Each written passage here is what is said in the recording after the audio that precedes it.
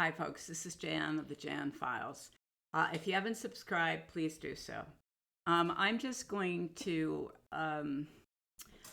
talk about Ezra Klein and this idea of Charlie Kirk being the, let me quote this,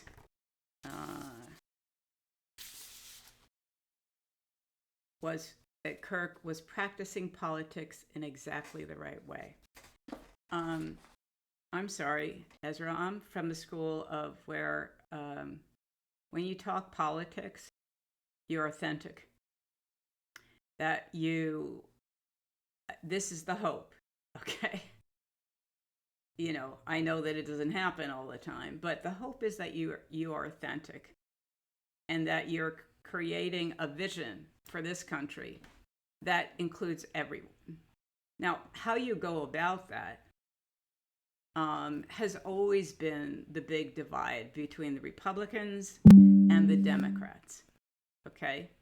It used to be the Republicans were for small government, and the Democrats looked at government as a bigger tool to help society, to, help people lift themselves up and provide help for them to do that. That was really the difference, because the Republicans, with this small government bootstrap, people should do this on their own. The Democrats said, well, that's nice, but not everybody starts in the same place. So we have to admit that and figure out a way to grow from there.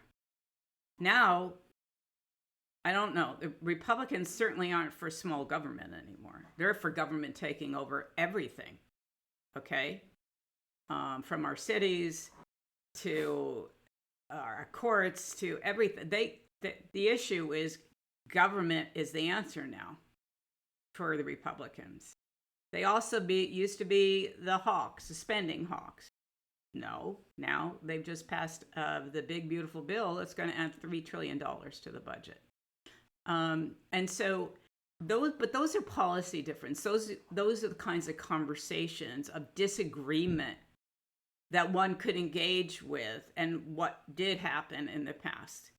And it's not to say that was ever perfect, but that was how people used to be able to have those disagreements and find a way to cross the divide to a certain extent to create bipartisan legislation. Many powerful pieces of legislation happened because they were bipartisan. Now, that day is gone. Trump has made sure that this is about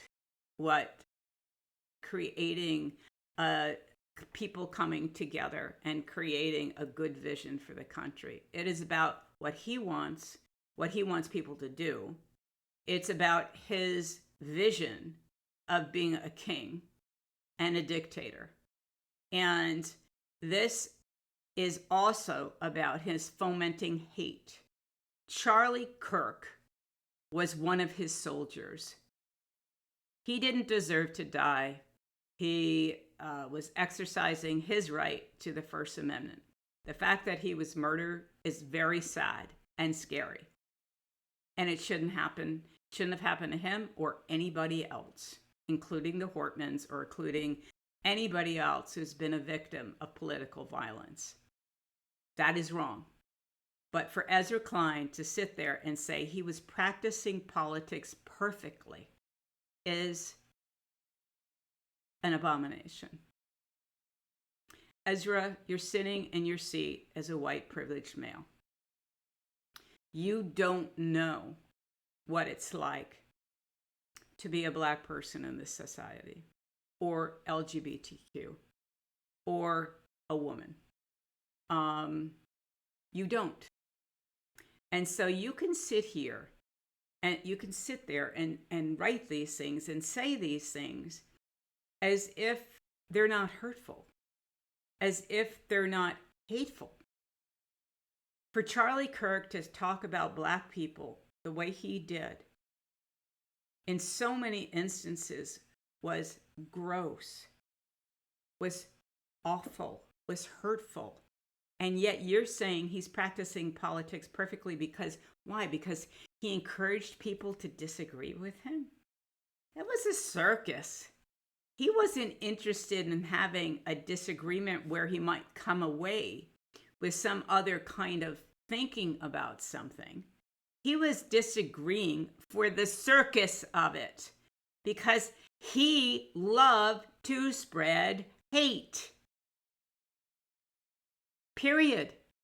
That's what he did. And so, practicing perfect politics? I don't think so. And as a woman who is married to a black man with 2 black daughters, I find it immensely offensive. I find you offensive now. And then you go on at one point in your conversation later with Ta-Nehisi Coates, who is brilliant, by the way, to say this. I guess it's in reference to something you said in the past, but how do we win Senate seats in places like Kansas and Missouri and Ohio? I said I would like to see us doing things in red states like running pro-life candidates. So, you know, it's also now about the women, right? We've already lost our reproductive rights as it is. And now you want to open up this tent to people who, what? Are going to make sure we never get them back?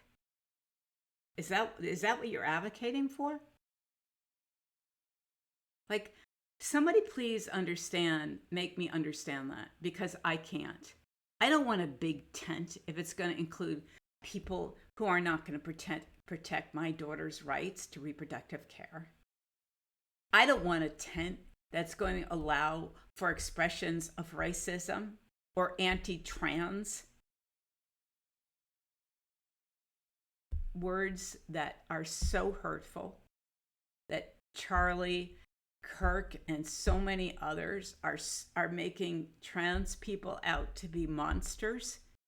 And these trans kids that have to hear that, I mean, that's the tent you want to create? I mean, forgive me if I don't understand something that you are, saying and that I'm just completely missing. I don't think I am. And I'd like to quote Ta-Nehisi's response to you at one point during your conversation with him.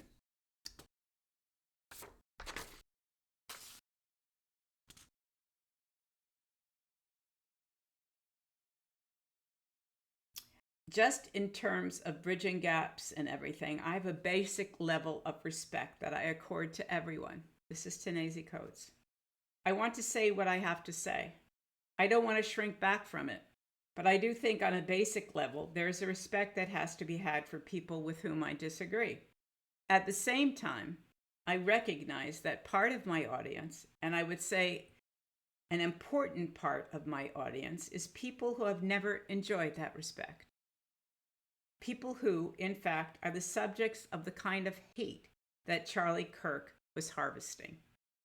And I can't ever, A, contribute to making them feel like they've been abandoned, and B, I can never stand by and watch somebody do that in the name of unity or whatever, act like that's not happening, because there are real consequences.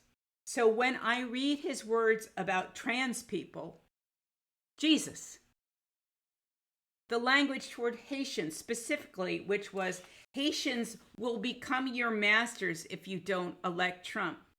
I mean, this is very, very familiar to me. It's this idea of Haitians or other immigrants coming into this country, raping your daughters. This was really, really, really dark stuff. It's at the core of this country. Couldn't agree more. Couldn't agree more. Now, I fully believe that we have to do, as Democrats, better in our communication. I don't think we should walk away from red states. I also think there are far more people who are not voting, 86 million in the last election, than voted for Republicans. So I think there is a real communication gap. Republicans have mastered it. They lie and lie and lie and lie and lie. And what does they say? You say a lie 3 times, then somebody believes it. Well, they say it 3 million times, and 77 million people believe it. They believe that he was only going to go after criminals that were immigrants. That clearly went by the wayside. They've already deported thousands of people who are not criminals. We're never criminals. We're just here as undocumented people, many of whom were in the process of becoming legal citizens. But Trump said, nope, it was just going to be criminals, and people believed it. They didn't even bother to look up what a tariff actually meant, believing him that they weren't going to pay for it, that China and India and Canada were all going to pay the tariffs and that we were going to benefit. We being the consumers. We have not benefited. He was going to take inflation down. Didn't happen. All kinds of lie after lie after lie. And I'm sitting here hearing a prominent Democrat say something that is so offensive that I'm disgusted. And he's not the only one who's kind of approached this, let's not talk about identity politics bullshit. Bernie Sanders said we lost 2024 because we didn't talk enough. Harris didn't talk enough about the economy. Bullshit. Every time I saw her speak, she was talking about making it more affordable for Americans. Every single time.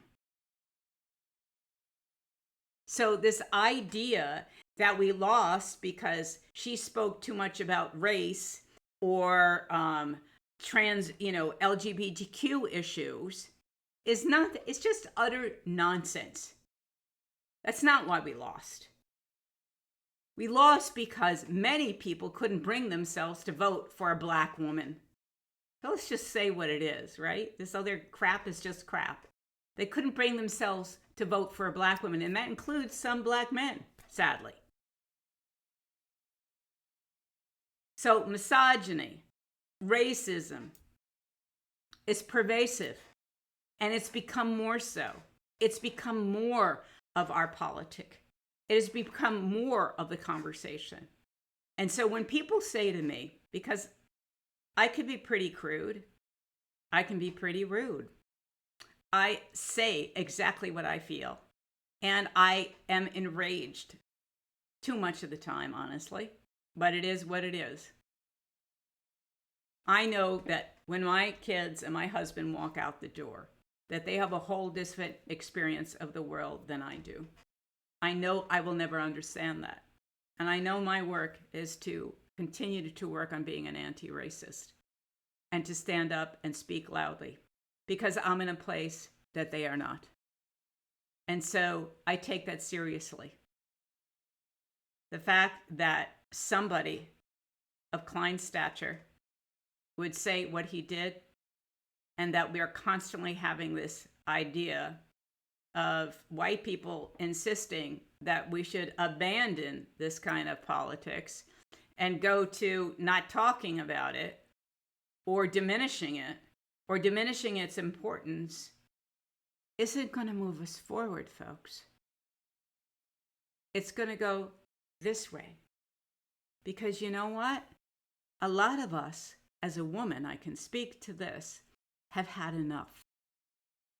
Have had enough of your throwing us to the side with losing our reproductive rights. Women are dying because they can't get an abortion.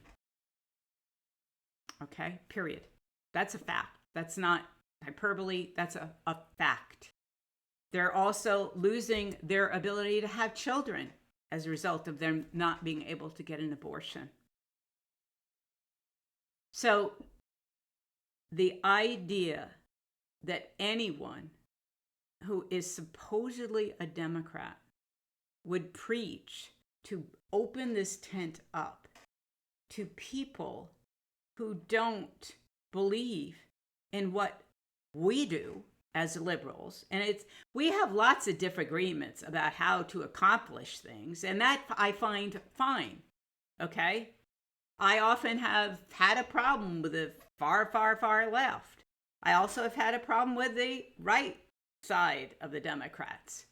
I believe that there are many conversations we do need to have and figure out how we communicate better, how we get down and we appeal not to the hate that people have, or more importantly, not to their fear, but to their heart, to who they are, and to give them hope for a better day, hope for a better future. Taking that away is not an option. And if you suggest it is, then just become one of them. Please. Do us all a favor. Just take your white privilege, and which makes you feel that you're not going to be harmed, because you won't be as a white man, by the way. I know you're Jewish. I understand that it brings a different conversation to the table. But basically, as a white man, you're good to go. And I'm really tired of these Democrats, these white Democrats who don't get it. And if any of you know about Martin Luther King's letter from Birmingham and what he said about moderates, then I suggest that you share that with other people, because basically what he said, those were the people who scared him most. Because you know why? They wanted to go slow. They want progress to be slow. They want people don't want people getting their rights too fast, because it's going to upset the other side. Right? 400 years of slavery, and we still have people going, we just told off, we shouldn't necessarily talk about that, or it's too much of a change. You know, MLK, by the way, Charlie Kirk fans, was a great man. Martin Luther King had a heart. He called on the best part of ourselves. Charlie Kirk called on the worst part of who we are. And to say that is good politics my response is a big fuck you.